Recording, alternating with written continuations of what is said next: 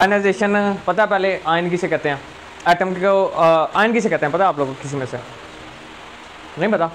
Atom के ऊपर जब चार्ज आ जाता है, चाहे वो पॉजिटिव आए चाहे वो नेगेटिव आए, वो आयन बन जाता है। वो आपने शायद पहले चैप्टर में पढ़ा हो।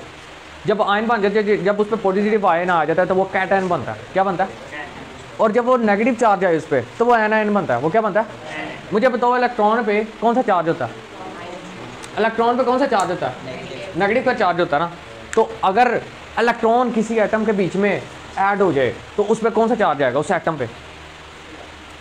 नेगेटिव। और अगर इलेक्ट्रॉन उसमें जितने हैं उनसे आप निकाल लो इलेक्ट्रॉन, तो उस पर कौन सा चार्ज आएगा?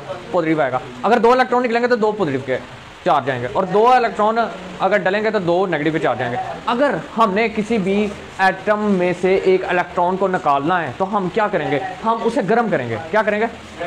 गर्म, हीट एनर्जी देंगे उसको।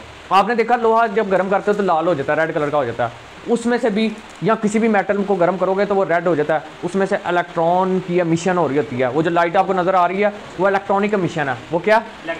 इलेक्ट्रॉनिक एमिशन है। इलेक्ट्रॉन जब निकल रहे होते हैं तो उसे इलेक्ट्रॉनिक एमिशन कहते हैं। ठीक है। अब किसी भी एटम को थोड़ी सी हीट दे के आप उसमें से इलेक्ट्रॉन नहीं निकाल सकते। हर एक एलिमेंट का एक खास हीट एनर्जी देनी पड़ेगी जिसमें से वो फिर इलेक्ट्रॉन निकलेगा। ठीक है ना। वो खास अमाउंट ऑफ एनर्जी है ना, जब वो इलेक्ट्रॉन को निकाल दे उसे हम आयोनाइजेशन एनर्जी कहते हैं। The ionization energy is the amount of energy required to remove the most loosely bound electron from the valence shell of an isolated gaseous atom। gaseous atom की हम बात कर रहे हैं। गैसेस वो भी तो एलिमेंट है। ठीक है ना। अगर लोहे को पिघलाने के बाद और ज़्यादा गर्म करोगे तो वो भी गैस बन जाएगी। ठीक है। ये आप गैस एटम को एक लो और उसे इतनी एनर्जी दो कि जितनी एनर्जी की वजह से उसका जो सबसे बाहर वाला वैलेंस इलेक्ट्रॉन सबसे पहले निकलता है, जो सबसे बाहर है। अब जैसे अगर कोई मुल्क दूसरे मुल्क पे हमला कर दे तो सबसे पहले FC जो होते हैं उन्हें गोलियां लगती हैं, जो रेंजर में FC होते हैं सबसे बॉर्डर पे जो होते हैं। इसी तरह जो बाहर वाला इलेक्ट्रॉन है ना एटम का, सबसे बाहर वाला इलेक्ट्रॉन वो बाहर निकलेगा सबसे पहले, वैलेंस इलेक्ट्रॉन। और वो वैलेंस इलेक्ट्रॉन को निकालने के लिए जो एनर्जी, जितनी एनर्जी हमें लगेगी वो आयोनाइजेशन एनर्जी है। वो क्या? कभी भी किसी इलेक्ट्रॉन को निकालने के लिए जो एनर्जी है वो कौन सी एनर्जी है? हाँ जी, आयोनाइजेशन एनर्जी। अब इसके बीच में पहली फर्स्ट आयोनाइजेशन एनर्जी क्या है जी? The energy required to remove first electron of a gaseous atom is called from the valence shell is called first ionization energy। अगर पहले इलेक्ट्रॉन को आप निकालने के लिए जितनी एनर्जी उसको देते हो ना, हीट करते हो और वो इलेक्ट्रॉन निकलता है, तो वो फर्स्ट आयोनाइजेशन एनर्जी है। सेकंड आयोनाइजेशन एनर्जी क्या है कि दूसरे इलेक्ट्रॉन को निकालने के लिए। और अगर आप दूसरे इलेक्ट्रॉन को निकालने के लिए जो एनर्जी इस्तेमाल करोगे वो ज़्यादा लगेगी। क्यों? क्योंकि देखो अब ये पहली डेफिनेशन आपने पढ़ ली है ना, अभी मैं मिटा रहा हूँ, लिख लिया सबने ना, मैं मिटा रहा हूँ। ये देखो, ये आपके पास एक एटम है। ठीक है। ये इसका न्यूक्लियस है। इसमें लगा लो प्रोटॉन है, 5 प्रोटॉन है, और 5 प्रोटॉन होंगे तो 5 ही इलेक्ट्रॉन होंगे। 5 ही क्या होंगे? 1 2 3 5 हो गए टोटल। अब मैंने जब इसे हीट किया ना, हीट प्रोवाइड की इस एटम, ये पहला इलेक्ट्रॉन निकला। फर्स्ट आयोनाइजेशन मेरे पास मिसाल के तौर पे 1 जूल है। कितने? 1 जूल मेरी एनर्जी लगी। अब दूसरा इलेक्ट्रॉन को निकालने के लिए कानूनी तौर पे तो 1 जूल मेरा लगना चाहिए। कितना लगना चाहिए?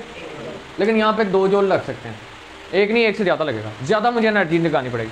या 3 जूल भी लग सकते हैं, हो सकता है 6 जूल लग जाएँ। क्यों? क्योंकि जब पहला इलेक्ट्रॉन निकालते हो तो नेगेटिव वाले जो है ना वो कम होने की वजह से और ज़्यादा करीब हो जाते हैं इस पॉजिटिव वाले की तरफ। क्या हो जाते हैं? और ज़्यादा इलेक्ट्रोस्टैटिक फोर्स इनके दरमियान बहुत ज़्यादा ताकतवर हो जाती है। क्योंकि नेगेटिव वाला एक आपने निकाल दिया, जब एक को बाहर निकाल दिया, अब नेगेटिव वाले कम बच गए हैं और पॉजिटिव वाले उन्हें और ज़्यादा, पॉजिटिव वालों को तलब होती है नेगेटिव वालों की। अब एक निकल गया, अब इन्हें ज़्यादा तलब हो रही है क्योंकि एक नेगेटिव इन्हें जो न्यूट्रल कर रहा था वो निकल गया और इस पर पॉजिटिव चार्ज आ गया। अभी इलेक्ट्रॉन को और ज़्यादा खींचेंगे, ज़्यादा तलब होगी इन्हें नेगेटिव की, तो जिसकी वजह से इनका साइज़ भी कम हो जाएगा और ये करीब हो जाएंगे न्यूक्लियस के। इसकी वजह से सेकंड एनर्जी ज़्यादा लगती है, थर्ड उससे भी ज़्यादा लग जाती है। ठीक है ना। तो अगर तीसरा इलेक्ट्रॉन आपने, अगर ये तीनों निकाल दिया, अब इनको निकालने से उससे भी ज़्यादा एनर्जी लगेगी, बहुत ज़्यादा है। अब इसके एक्सप्लेनेशन में मैंने लिखा है when the heat energy is given to isolated gaseous atom then the most loosely bounded electron, सबसे बाहर वाला जो लूजली बाउंडेड इलेक्ट्रॉन है वो निकलता है जब उस एटम को हीट मिलती है। After this remaining electron get more electrostatic force, उसके बाद जो बच जाते हैं ना इलेक्ट्रॉन वो और ज़्यादा उसमें इलेक्ट्रोस्टैटिक फोर्स आ जाती है और वो ज़्यादा खींचते हैं अट्रैक्शन फ्रॉम द न्यूक्लियस से उनको अट्रैक्शन मिलती है। Hence more energy is required to remove second electron, तो इसलिए हमें ज़्यादा एनर्जी चाहिए होती है सेकंड इलेक्ट्रॉन निकालने के लिए, थर्ड एंड सो ऑन आगे तक, थर्ड फोर्थ। ट्रेंड इसका अगर आप ग्रुप में देखो ग्रुप में ऊपर से नीचे मैंने कल बताया था शेल बढ़ते हैं कम होते हैं, बताओ बढ़ते हैं। नीचे के जाओगे तो शेल, अगर इसके यहाँ पे एक और मैं शेल डाल दूंगा और इसका सिर्फ एक ही शेल है, इस एटम का सिर्फ एक ही शेल है, मुझे बताओ ये वाला इलेक्ट्रॉन दूर है या ये वाला इलेक्ट्रॉन दूर है?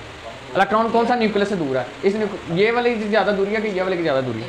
इसकी ज़्यादा दूरी है इस वाले की। तो इसका मतलब ये जो बड़ा वाला आपने बनाया, इसको आयनाइजेशन एनर्जी कम लगेगी। थोड़ी सी हीट प्रोवाइड कर दोगे तो इलेक्ट्रॉन बाहर निकलेगा, आगे ही दूर है, पहले से ही दूर है और वो दूर है।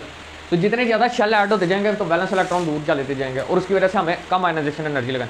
नीचे ग्रुप में शेल बढ़ते हैं, यानी कि बैलेंस इलेक्ट्रॉन दूर दूर हो जाते हैं, दूर दूर जाते हैं, बीच में शेल आते जाते हैं। इसकी वजह से नीचे आयनाइजेशन एनर्जी कम होती है। लेकिन अगर आप पीरियड में इस तरफ जाओगे, लेफ्ट से राइट की तरफ, ठीक है ना, तो लेफ्ट से राइट में जाने की वजह से कोई शेल नहीं बढ़ता, बल्कि पॉजिटिव चार्जेस बढ़ते हैं। इसका न्यूक्लियर चार्ज बढ़ते हैं, प्रोटॉन की अमाउंट बढ़ती है, न्यूक्लियर चार्ज बढ़ता है।